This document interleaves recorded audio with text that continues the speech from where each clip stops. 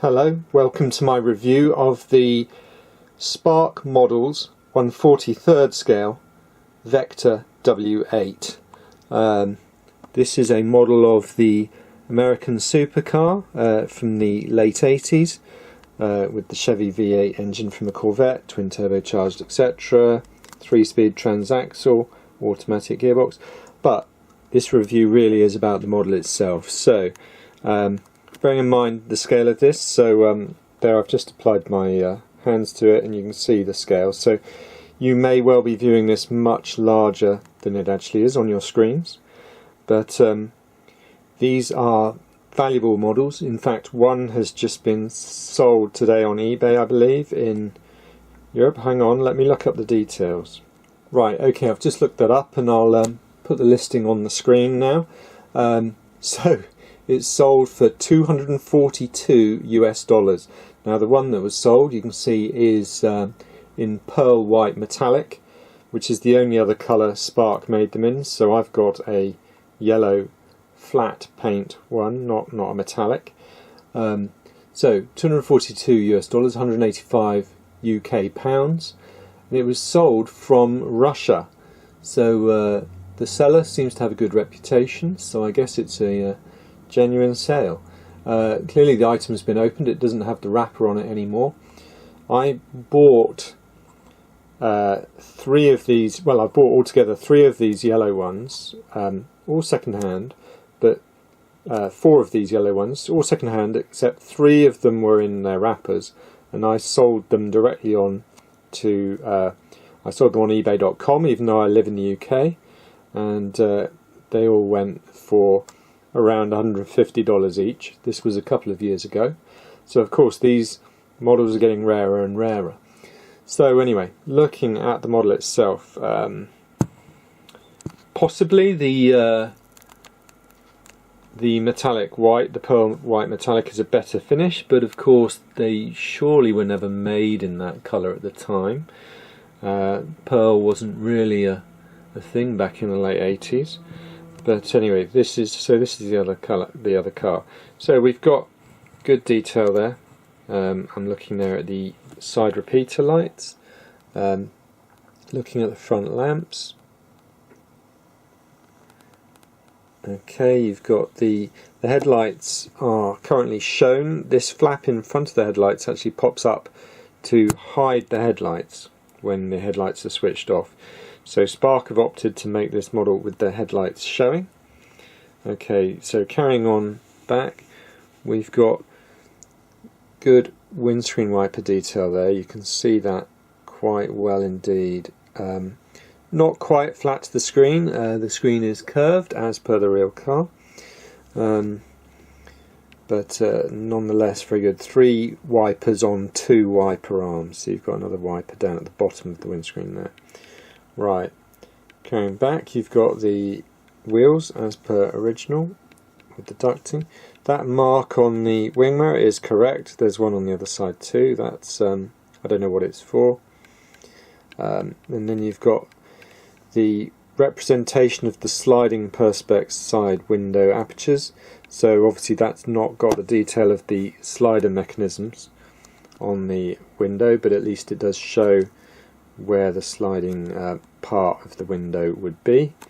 And like the real car, the window itself is curved near the bottom of that side window. Okay, so good door handle detail. Of course these are Lambo style doors, scissor doors. There we go, let me just get that to catch its light. The model designation on the side of the car, Vector W8 twin turbo. Okay, so looking down into those ducts, again good details, and the rear wheel. Now, okay, maybe this is a bit of a letdown. These plastic grill-like strips on the back are actually fairly soft plastic, almost rubberized, and they, as such, they don't sit 100% right. So you can see this more distant one is a little bit sticking out, and if we go to the other end of those, it's the other way round. The one nearest the camera is sticking out ever so slightly. Anyway, that's just a choice Spark made to make those in a flexible plastic, and let's see if I can just dent that down with the tip of my pen. And if we can see that movement, but that is a bit flexible. Now you've got the rear window apertures there, very good. Fuel filler, nice detail for that kind of racing style of fuel filler. Right, let's go round to the back of the car. You've got the there's the Vector all over those straight horizontal lines, the boxy curves, quite low rear bodywork there underneath. A lot of cars wouldn't come down that low, especially with the painted parts. Aperture for the registration plate on this side, and reversing light on at the back there as well. Another model badge in there. I can't actually read what that says. No doubt Vector W8 most likely. Right, okay. Coming under the car, let's look at the tyre detail. Okay, interesting, maybe a bit chunky. Not quite sure. I don't know what make of tyres these originally had, but that's quite a distinctive tread pattern, so I guess it might be the original pattern. I believe these wheels were 16-inch from what I remember hearing, and the tyres are virtually impossible to get hold of, so I know at least one owner of the real thing has replaced the wheels with 17-inch replicas so you can get tyres for it. Okay, exhaust tip detail. Those exhaust tips are floating in mid-air on this model, and then we get into the base of the model flat, which is no doubt correct. There's the hole for attaching it to its box. Okay, and the Spark logo there, and some kind of I don't know what that detail there is. I don't know if that's something or nothing. Okay, alright, could be a moulding fault or something like that. Okay, so there we've seen some pretty good detail. Let's see if we can see inside the car. It's going to be tricky because it's a black interior, so we're not getting a lot of contrast, but you can see the seats. From what I've got in mind, maybe they're Recaro seats, or maybe they're just Corvette seats. No, they're not. They look like Recaro seats. They don't have large enough headrests to be 80s Corvette seats. But you've got that detail in there. Let's see if we can see down through the roof at all. Okay, some detail there. Okay, the dashboard, very boxy dash on these cars, with the TV screen type displays, the cathode ray displays, taken apparently from a fighter jet. So you've got really good detail in there. You've got vents at the front of the dash under the windscreen. Not bad at all, really. I'm very happy with this model. I bought this reasonably cheaply, as I did the other ones, and I made a good profit on those, but I'm not expecting to ever sell this one.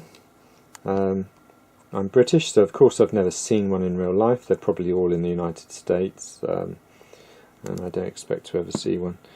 But I think there's only 20 something of these things around the real car. But anyway, let's have a just look at that rear wing, how it's attached. Yeah, they make it look like an adjustable wing, which is probably true to life. No, very happy with this model indeed. And like I say, the model is a rare model, so we saw that example going earlier today on eBay for a lot of money. Okay, well, thanks very much for watching this review. Please subscribe to my channel. I've got other model car reviews. Also, it's worth me mentioning my side project, an eBay search system called buynowsearch.com. Do get along to buynowsearch.com and get a free account. you can basically, it emails you newly listed items that match your search. So you store a search in buynowsearch.com and the system will email you items that match that search within a few minutes of them being newly listed. It only does this with fixed price items, because of course fixed price items can sell immediately, whereas with an auction you've got a minimum of 3 days to find the item. So I've purchased items on there before within 10 minutes of them being listed online, and that means I get to catch the excellent deals and the rare items as well. So thank you for watching. Like I say, do subscribe, perhaps view my playlist of model car reviews, and you'll hear from me next time as well. Thank you. Bye.